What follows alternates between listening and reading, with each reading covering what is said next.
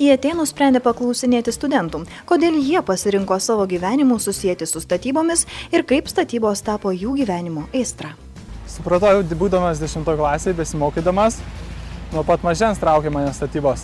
Norėjau dirbti tos srityje. O kodėl būtent statybos? Todėl, nes norėjau kurti.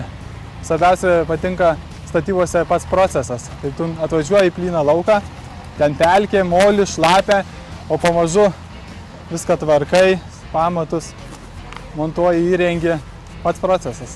O kas įdomiausia šiame procese? Kas įdomiausia? Pats organizavimas, tam tikrų užduočių įgyvendinimas.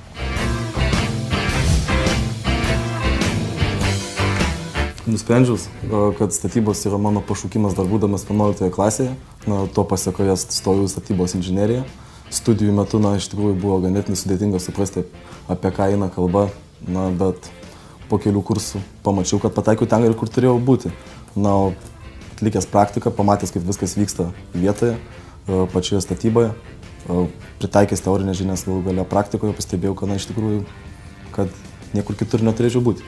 Ko reikia, norint būti gerų statybininkų? Reikia puikiai orientuotis profesinėje srityje, tai iš tikrųjų turi mokėti ne tik skaityti brėžinius, bet turi mokėti valdyti žmones, pinigus, turi galų gale būti pakankamai įsigilinęs į tai, ką tu darai, atlikti planavimą, nes tiek tu nori žinoti, ką tu darysi rytoj, lygiai taip pat darbininkas turi žinoti, ką jis darys rytoj, poryt, po savaitės. Tada turi jį sugebėti aprūpinti visom medžiagom, įrankiais ir panašiai. Todėl tai yra ganėtinai svarbu. Reikia mokėti būti mama, reikia mokėti būti tėčiu, reikia būti psichologu. Žodžiu, reikia būti visų galų meistru, trumpai tariant. Tuom, ko esu dabar, iš tikrųjų, turbūt labiausiai dėkingas esu likimui, nes viskas gausi savaime. Su Kaustos personalo skyriaus vadove, su Nerilė Naprienė susipažinau tiesiog per karjeros dienas. Priėjau, pakalbėjom, išsiunčiau e-mailą, atrašė ir pakvietė ir dabar jau dirbu antras mėnuo. Tiesiog pasitaikiau vietoje laiku ir jokių pažinčių nieko nereikėjo.